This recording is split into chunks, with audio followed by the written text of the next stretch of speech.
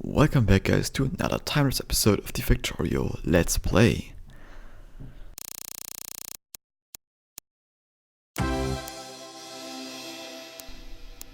So the last two timeless episodes, I kind of talked a bit about Factorio, like the future and like 017 and whatnot.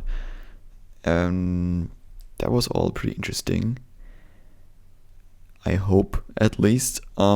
But today I'm going to talk a little bit about some stuff that actually isn't related to Factorio at all. But before we're going to do that, just a little like quick update on what you're seeing right now, maybe not, probably. I have to remember again. I think that was the episode where I still built a lot of the railway. I mean, that was like just a massive thing to build.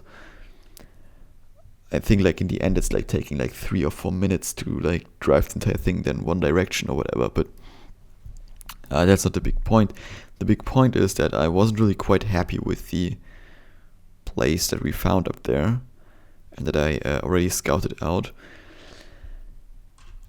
You might want to say that now it's a little bit too late, but it's actually not. I don't want to spoil anything, but just in the end I searched around a little bit. I didn't find anything in this episode. That's all I'm going to say. So you have to definitely watch the next episode if you want to know more. There's only like another timeless episode for now. After that is it's going to continue with at least one normal episode. We'll see about that. So let's talk a bit about the special topic for today, and that is my apprenticeship. Like I'm not 100% sure about how like the entire education system works in like all the different countries around the world. But what I can say is that in Germany you have like your primary school, I think, like your first where you go to for like 4 years, and then you have your it's like split in like 3 schools. You have your Gymnasium, which is basically like the highest tier. Then you have the Realschule, which is like the middle tier. And then you have like, there's like a Hauptschule or a Werkrealschule, I think it's called now, which is like the lower tier. So for the lowest tier, I think you're going to grade like 8 or 9 or whatever. And then you're done basically. And with like the middle tier is the route that I took. You're done after like grade 10 when you're like around like 15, 16, 17, around that age. And then for the higher tier, you then go to like grade 12 or 13, I think, depending on where you live. And then you are having like the highest form of education, basically. So if you come from the highest one, then you can go like to a university, basically. Like that's like one possible route you can go. Always like go to the university. If you're from like the lower tiers, you can also do like the higher, how would you call it, like the higher like final exam, basically. You can get like for the higher thing. So for example, I could have like done like 2 more years of school for the higher tier, then get like the higher tier of how is that called in English? I'm not quite sure. Let me just Google that word real quick. Like a Schulabschluss. Schulabschluss in English. Graduation.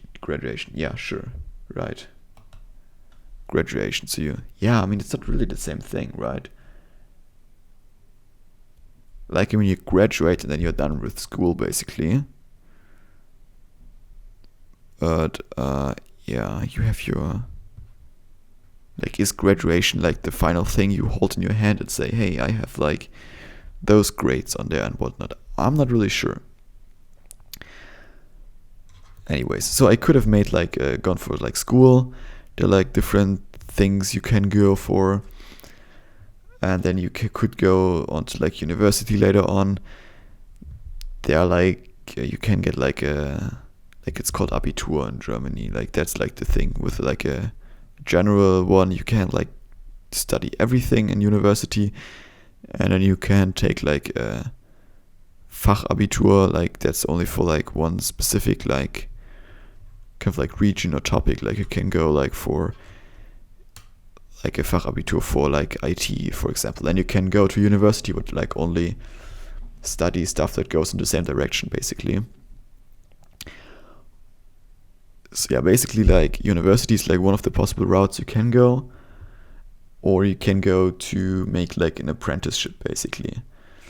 And an apprenticeship usually works the way that you are working in a company, basically. So you apply at like a company, but then there's like also school. So in my case, I'm currently still doing an apprenticeship like that.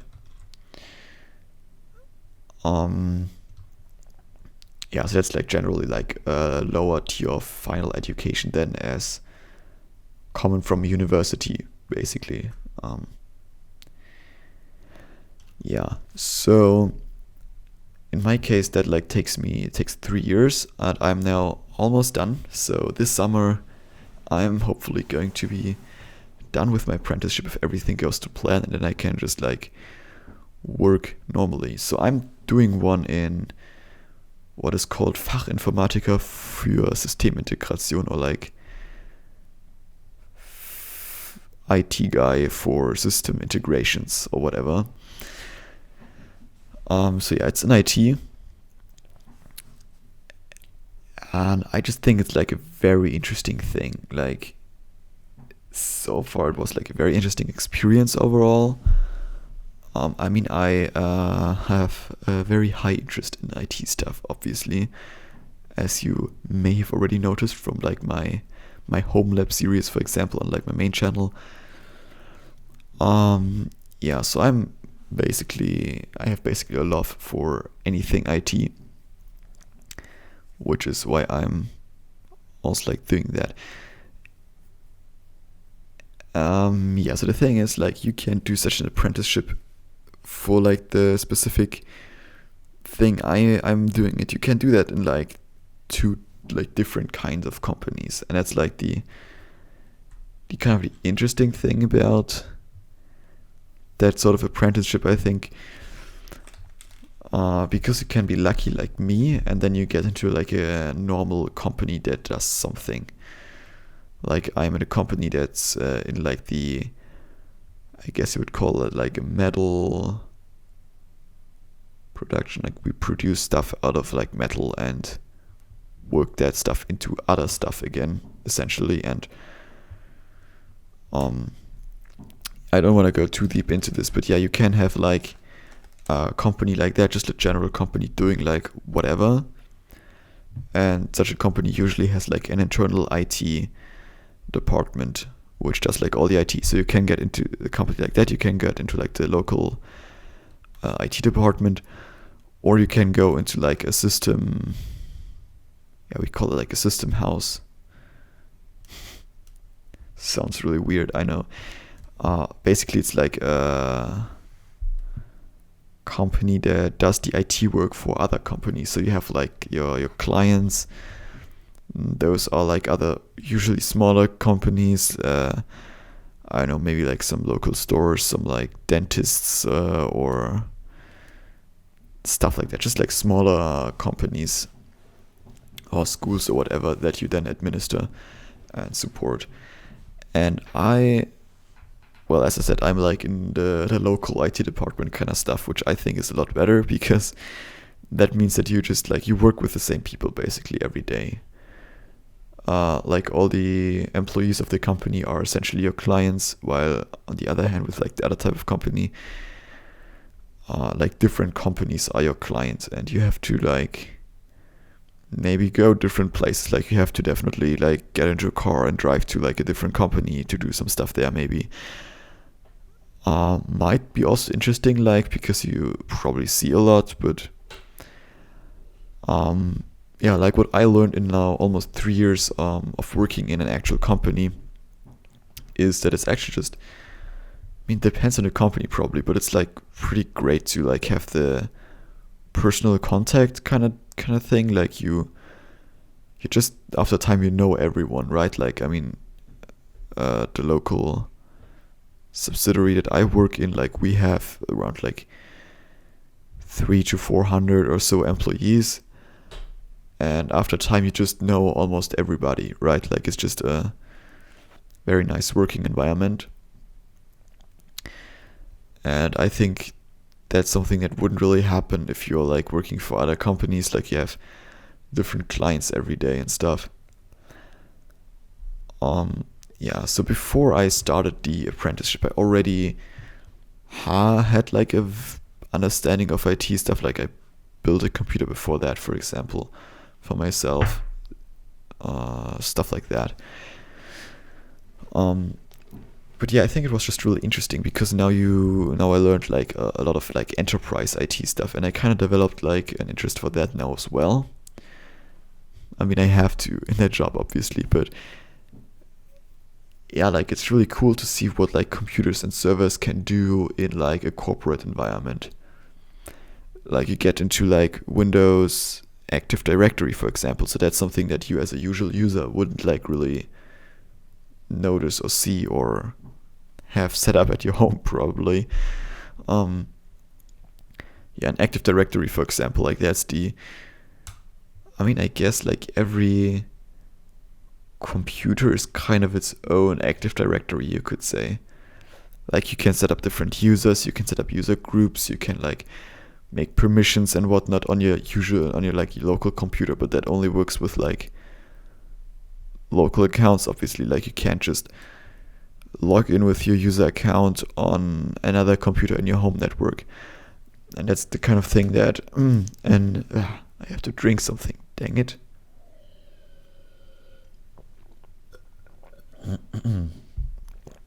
Sorry. But that's like the kind of thing that an Active Directory enables you to do. Like you have a central user database, basically. You have like your users that are in the Active Directory, and with those users you can log into like each computer that's connected with the Active Directory, or with like the Windows domain, you could also say. You can set up like central permission groups, for example. You also have like file servers which you can get into. Like that's also really interesting. You can have like a big file server where you store like all the different stuff, and then you have your permissions set on that. So you have like different folders for like every department or whatever, and then like subfolders, and you can assign permissions to those. Like you can set like special groups that then have like the permissions for the folder access, and then you can add all the users to the specific groups and whatnot. Yeah, it's complicated and everything. And also like virtualization in general, I think it's also a really interesting topic. So you don't have like 100 servers in your server room.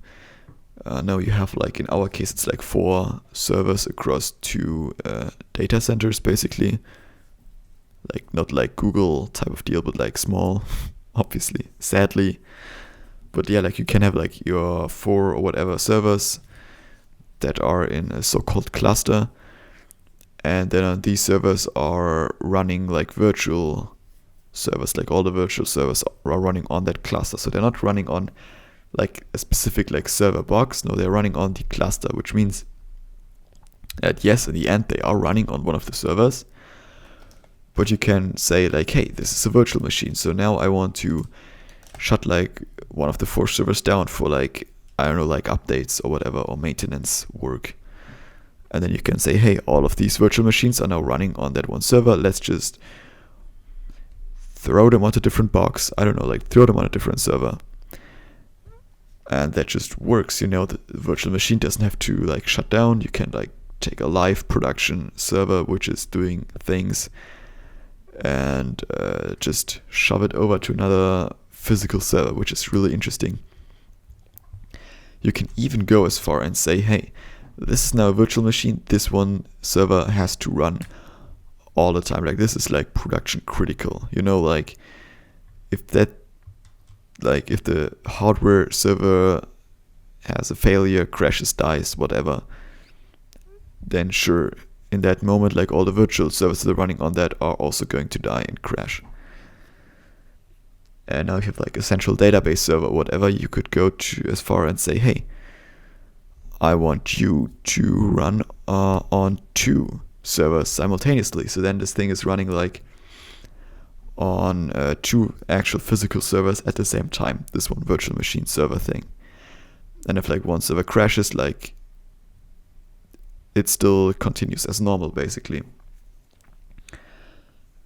And yeah, you can do like quite a lot of stuff in that direction.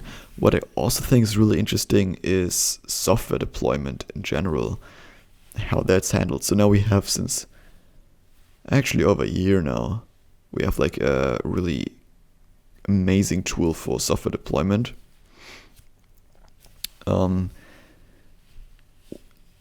Yeah, so before that you had to install every Windows computer you buy per hand, basically. So what I did is I actually like reactivated, when I came into the company, I reactivated our WDS, it's called Windows Deployment Services, which is like a Microsoft kind of software deployment thing. So you can like upload operating system images and drivers, and then you can install the server over, not a server, but install a PC over the network. So you don't have to insert like your Windows installation USB key or CD or whatever. No, you can like boot off of the network basically, then it finds the server automatically and downloads like the image from there and everything. And yeah, that's something that I set up, but that's like still a pretty manual process because that only takes care of like the Windows installation itself.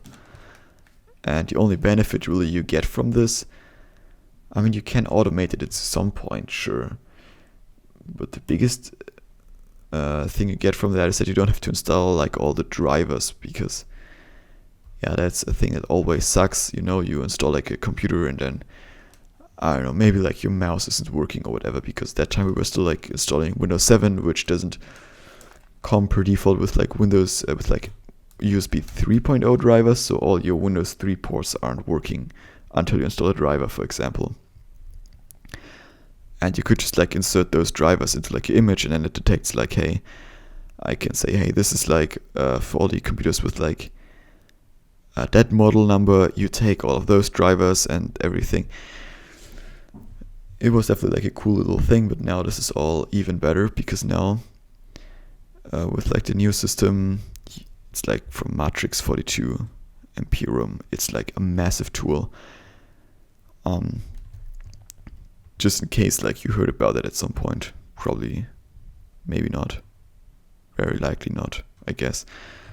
Yeah, so there you have like your PC in like a giant database basically, and then you can like say, hey, I want to have like that software on that PC, and then you have like your software packages, you can just drag and drop them onto the PC, say activate, and then it installs everything automatically. You can also assign like operating systems and like install the entire thing. Like you can configure everything in like where it's basically like a web app. I mean, it's not really a web app.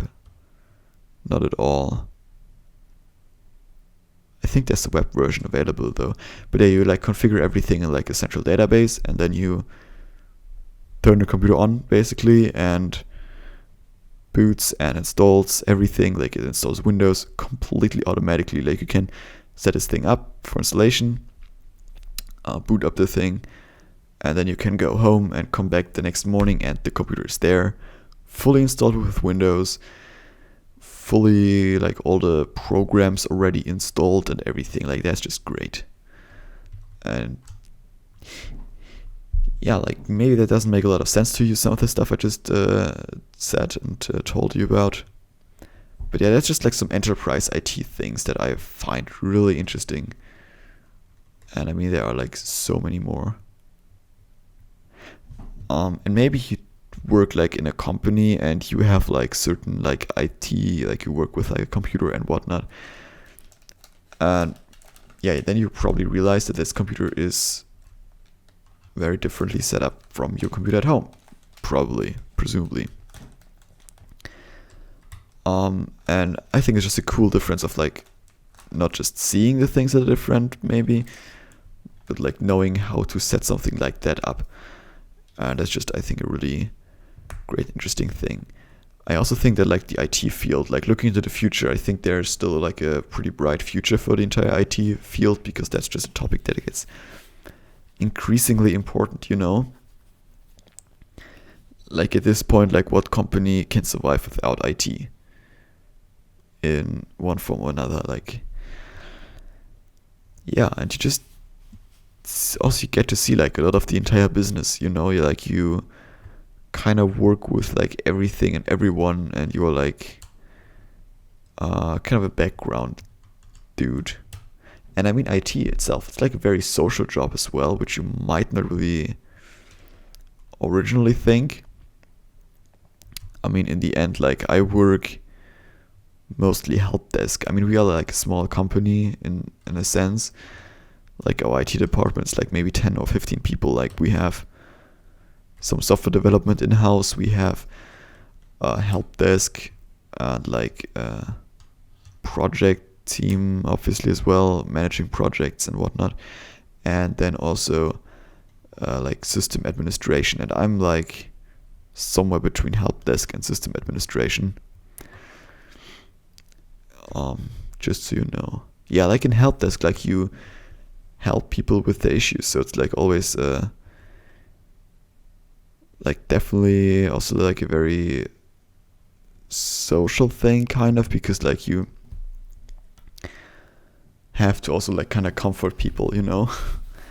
Like, I mean, sure, they have like issues and stuff, that's why they like come to you, so you have to kind of help them, and to like,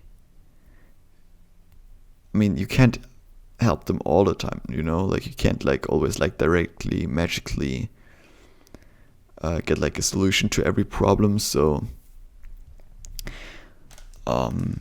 yeah, and in that case you have to like comfort them. And I mean, in the end, like the goal is like user comes to you and is not happy probably, and then user is happy after that. However you achieve that, like through solving the issue or through doing something. Yeah. And also nice added bonus of the entire thing is like you get quite a bit of chocolate and stuff like that, which is also always nice. Because yeah, when you're like doing a great job, when you're like fast and everything, then you just sometimes with like some certain people you definitely have to be a little bit, I don't know what you call that.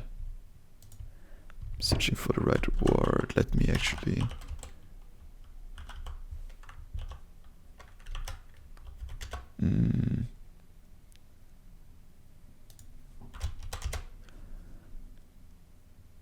Yeah, I don't know, like a little bit naughty.